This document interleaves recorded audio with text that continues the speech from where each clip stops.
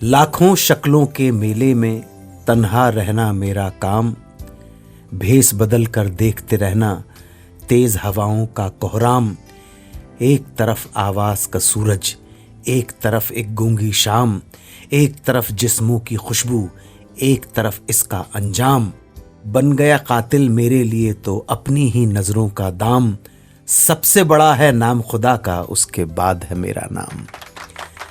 मुनीर नियाजी की इन चंद पंक्तियों के साथ मैं अन्नू कपूर हाजिर हूं हिंदी सिनेमा की यादों, नगमों और किस्से कहानियों के शो में, जिसका नाम है सुहाना सफर विद अन्नू कपूर, सिर्फ 92.7 बिग एफएम पर।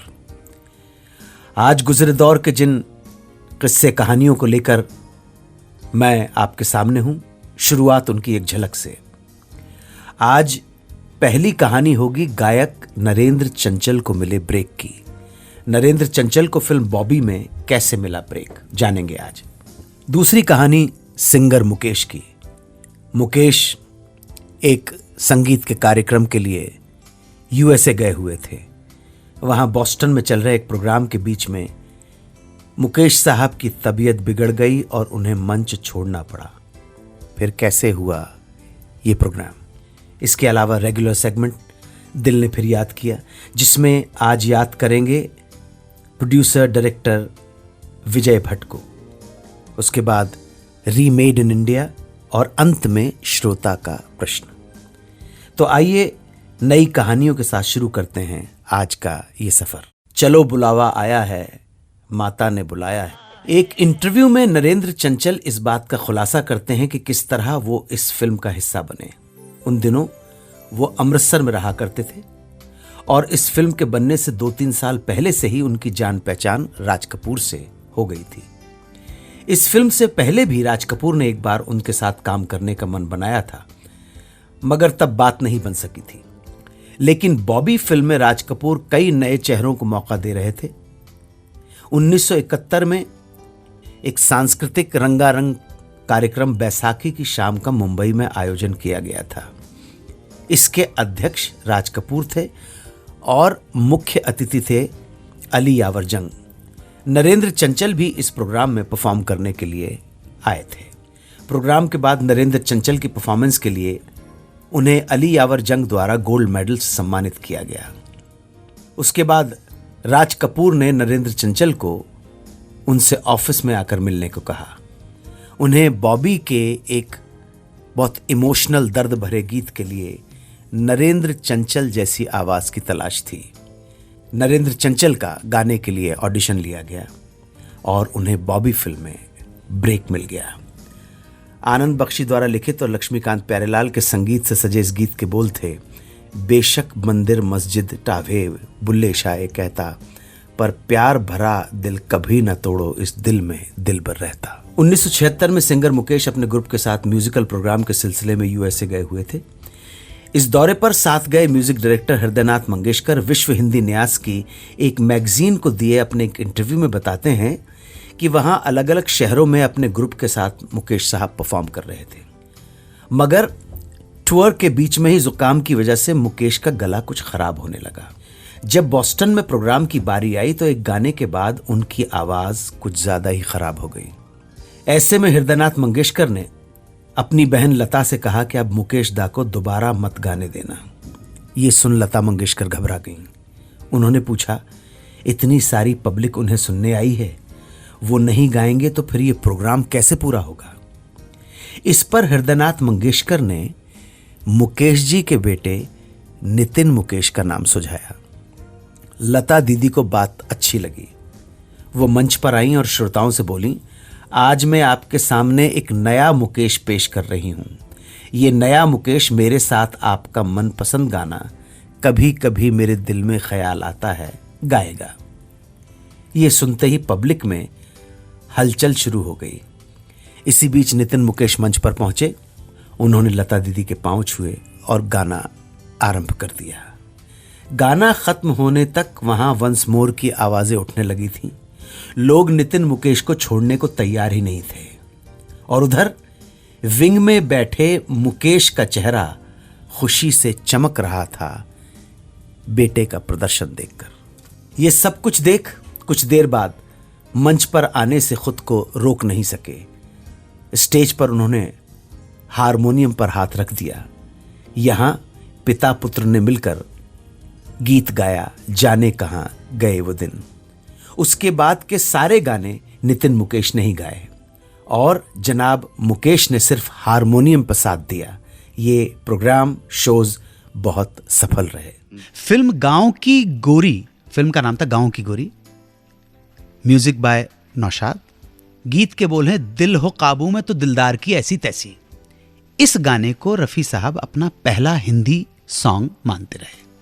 नौशाद साहब के साथ ट्यूनिंग अच्छी थी, नौशाद साहब इन्हें गवाते रहे और साथ साथ इनके हुनर को तराशते रहे।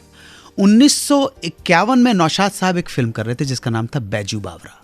बैजू बावरा कहानी है एक शास्त्रीय गायक की जो संगीत सम्राट तानसेन के मुकाबले में अपने जमाने में खड़ा हो जाता है।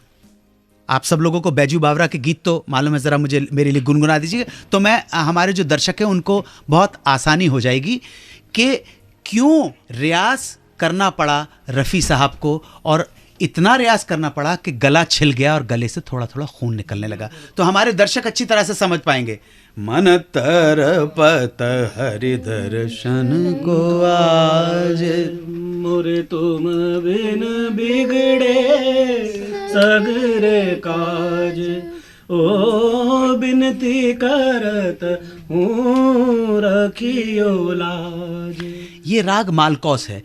इसमें खरच से लेके और ऊपर तक के सुर लगे। कंपोजिशन ऐसी है कि नीचे दरना, ये एक्चुअली एक बड़ी पुरानी पारंपरिक एक शास्त्रीय कंपोजिशन है। मुख मोड़ मोड़ मुस्कात जात, मुख मोड़ मोड़ मुस्का। ये राग जो मालकौस जो है उसमें धनी सा गम धनी धनी सा नि धम गम धनी धम गम धम गम ग सा धनी सा ग सा गम धनी सा नि धम गम धनी धम गम धम गम ग सा मम गम ग सा नि सा गम धम गम धनी सा धनी सा धनी सा नि धम गम ग सा मुख मोड़ मोड़। तो ये राग मालकौस है। इस मालकौस का एक संपूर्ण राग मानते हैं, उसको नीचे से के सुरों से लेके और ऊपर तक का सुर है। दूसरा कोई गाना गाइए। तू गंगा की मौज में जमुना का धर्म मिलन, ये हमारा तुम्हारा रहेगा मिलन, ये हमारा तुम्हारा। ये भी शास्त्रीय संगीत के ऊपर एक दूसरा गाना है। ओ दुनिया के रखवाले, सुन दर्द भरे मेरे नाले, सुन दर्द भरे मेरे नाले। देखिए आज की जनता, आप लोग सब यंगस्टर्स स्टूडियो में बैठे लेकिन कितने इजीली इन गानों को गुनगुना रही है। Come back to the main point कि इतने कॉम्प्लिकेटेड कंपोजिशंस हैं, इतनी मेहनत वाली कंपोजिशन है कि रफ़ी साहब को इतना रियाज करवाया नौशाद साहब ने कि गला छिल गया और एक पॉइंट पर गले से खून भी निकलने लगा। लेकिन मोहम्मद रफ़ी अटल सजग रियाज में जुटे रहे, गाने गाए, रिकॉर्डिंग की, फिल्म रिलीज हुई, फिल्म चली एंड रेस्ट इज हिस्ट्री। यहीं से आमद हुई Mohammad Rafi, the great legend Mohammad Rafi, the great Padma Shri Mohammad Rafi. बढ़ते हैं अपने अगले सेगमेंट की ओर। रामराज्य और बैजू बावरा जैसी फिल्में बनाने वाले प्रोड्यूसर डायरेक्टर विजय भट्ट का जन्म 12 मई 1907 को सौराष्ट्र के छोटे से एक गांव पालिताना में हुआ था। आपके पिता रेलवे में गार्ड थे। विजय भट्ट और उनके बड़े भाई शंकर भाई को फिल्मों का बहुत शौक था। 20 के मध्य के दशक में विजय अपने भाई के साथ बॉम्बे चले आए। यहां उन्होंने सेंट जेवियर्स कॉलेज में साइंस की पढ़ाई के लिए दाखिला ले लिया, जबकि उनके भाई ने रेडीमेड गारमेंट के स्टोर में नौकरी कर ली। अच्छी जॉब मिल सके इसके लिए उन्होंने इंटरनेशनल कॉरेस्पॉन्डेंस स्कूल से इलेक्ट्रिक लाइटिंग एंड ट्रैक्शन का डिप्लोमा प्राप्त किया। कॉलेज कंप्लीट करने के बाद उन्होंने बेस्ट में नौकरी कर ली। यहाँ उन्होंने 3 सालों तक काम करते हुए ड्राइविंग ऑफिस सुपरिटेंडेंट की पोजीशन हासिल की। मगर फिल्मों में करियर बनाने के इरादे से उन्होंने ये नौकरी छोड़ दी। उसके बाद राइटिंग में रुझान की वजह से उन्होंने 2 गुजराती प्ले लिखे, जिसमें एक प्ले लाखों फुलानी सफल रहा और 1 साल तक उसका मंचन होता रहा। फिल्मों में उन्हें पहला ब्रेक मिला डायरेक्टर केपी भावे की फिल्म जिसका टाइटल था विधि का विधान। इसमें उन्होंने स्क्रीन प्ले लिखा। तत्पश्चात अर्देशर ईरानी के लिए पानी में आग और गुलाम जैसी फिल्में लिखने के बाद विजय भट्ट और उनके भाई ने अपने कजन के साथ रॉयल फिल्म कंपनी की नींव रखी। इस बैनर की पहली फिल्म रही ब्लैक गोस्ट। टॉकी फिल्मों में आने के बाद उन्होंने रॉयल सिनेटोन के लिए अलिफ लैला का निर्माण किया। 1933 में विजय भट्ट ने पहली गुजराती फिल्म लिखी, संसार लीला। 1934 में उन्होंने अंधेरी में प्रकाश स्टूडियो की नींव डाली, जिसके तहत उनकी पहली लिखी और प्रोड्यूस की फिल्म रही जिसका टाइटल था एक्ट्रेस। एज ए डायरेक्टर उनकी पहली फिल्म रही ड्रीमलैंड और आगे उन्होंने डायरेक्टर के तौर पर स्टेट एक्सप्रेस और लेदर फेस जैसी फिल्में बनाई। फिल्म लेदर फेस में ही विजय भट्ट ने मीना कुमारी को चाइल्ड आर्टिस्ट के तौर पर ब्रेक दिया था। प्रकाश पिक्चर्स की कुछ यादगार फिल्मों की सूची: भरत मिलाप, स्टेशन मास्टर, रामराज्य, बैजू बावरा, चैतन्य महाप्रभु, गूंज उठी शहनाई, हरियाली और रास्ता, हिमालय की गोद में इत्यादि। रामराज्य एकमात्र ऐसी फिल्म थी जिसे राष्ट्रपिता महात्मा गांधी ने देखा था। 1977 में हीरा और पत्थर बनाने के बाद विजय भाई भट्ट रिटायर हो गए। 17 अक्टूबर 1993 को तड़के मुंबई स्थित अपने आवास साकेत में उन्होंने अंतिम श्वास ली। ब्रेक पर जाने से पहले मैंने बात की थी 1947 में बनी एक हॉलीवुड फिल्म की। ये कहानी थी पर्ल चावेज नाम की एक लड़की की जिसके पिता ही उसकी मां को मार देते हैं और जेल जाने से पहले पर्ल को अपनी एक कजिन लॉरा बेल्ले को सौंप देते हैं। हालांकि लॉरा के हस्बैंड जैक्सर मैकैनल्स को यह बात पसंद नहीं आती। यहां पर्ल की मुलाकात लॉरा के 2 बेटों से होती है। बड़ा बेटा जेसी मैकैनल्स सीधा साधा है, वहीं छोटा बेटा ल्यूट मैकैनल्स प्लेबॉय है। ल्यूट मैकैनल्स पर्ल से अपने प्यार का इजहार करता है, जिसे शुरुआत में पर्ल नकार देती है मगर धीरे धीरे उसे पसंद करने लगती है। ल्यूट मैकैनल्स पर्ल से शादी का वादा कर अंतरंग होता है और बाद में मुकर जाता है। ल्यूट द्वारा ठुकराए जाने से आहत पर्ल को जब पास ही रहने वाला सैम पियर्स शादी के लिए प्रपोज करता है तो वो उसे मना नहीं कर पाती, हाँ कर देती है। मगर इस शादी की भनक पड़ते ही ल्यूट भड़क जाता है। वो सैम को बताता है कि पर्ल सिर्फ उसकी है और लड़ाई में वो सैम को जान से मार देता है। ल्यूट का भाई जेसी उसे सलाह देता है कि वो अपने आप को कानून के हवाले कर दे, मगर ल्यूट उस पर गोली चला देता है। आखिर में पर्ल खुद बंदूक उठाती है और ल्यूट के साथ शूट आउट में दोनों घायल हो जाते हैं और एक दूसरे की बाहों में दम तोड़ देते हैं। इस फिल्म को जब हिंदी में बनाया गया तो बड़े भाई का रोल किया फिरोज खान ने, छोटे भाई अनिल कपूर, पिता का रोल अमरीश पुरी और माँ के रोल में थी सुषमा सेठ। हीरोइन पर्ल के रोल को डिम्पल कपाड़िया ने प्ले किया था और फिल्म थी जांबाज।